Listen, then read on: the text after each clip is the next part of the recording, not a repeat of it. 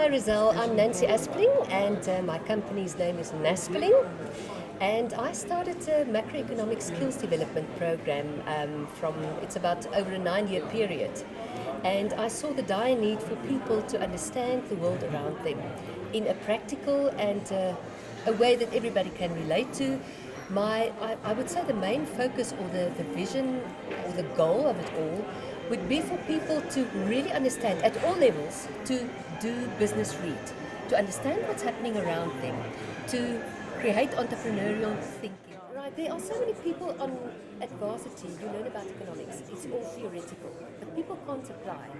So once they get the qualification, they are being appointed in a job, they can't apply and they are overwhelmed, they get disengaged and they can't do the job and people expect them to do the job. Right. So that is like a bridging between the theory and the business world for people to understand macroeconomics. And I think as a foundation for every kind of upskilling or skills development further onwards, I think the foundation would be first learn about macroeconomics, understand macroeconomics, understand how that affects our lives, or what would the cause or the effects or the consequences of a strike be.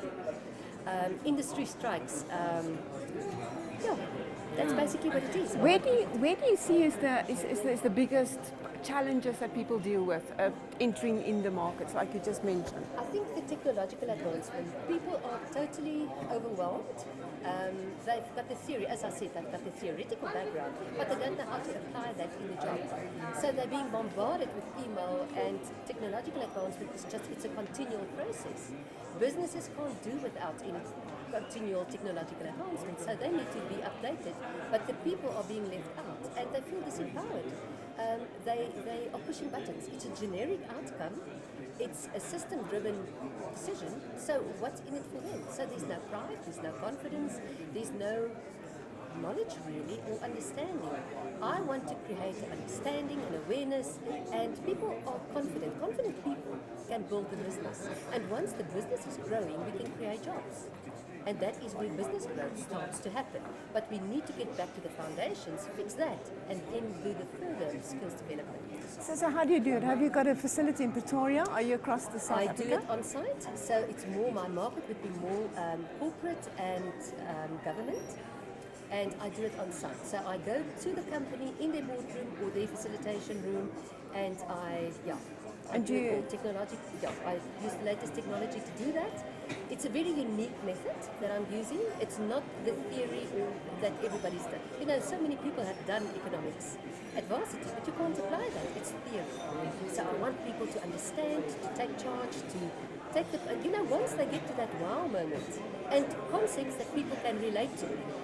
So if instead of explaining supply and demand by way of a graph, and people just study that graph, they write exam, they get the certificate, and they can't do anything with it. I explain that in Valentine's Day because that's universal. Everybody understands Valentine's Day. Of course,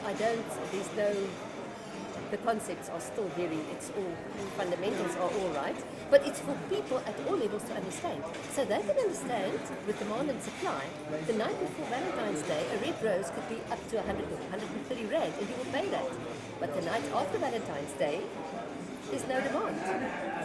So that's supply and demand, and people can relate to that. So if you can just get people to understand that. So in 3 days, I'm doing the financial markets, foreign exchange market is a huge one, economic growth, fiscal policy, monetary policy, interest rates, balance of payments, very important for people to understand the trade balance, and the political or the effects of political events, how that will affect our rand and the well-being of all South Africans in the South African economy. Correct, that's right.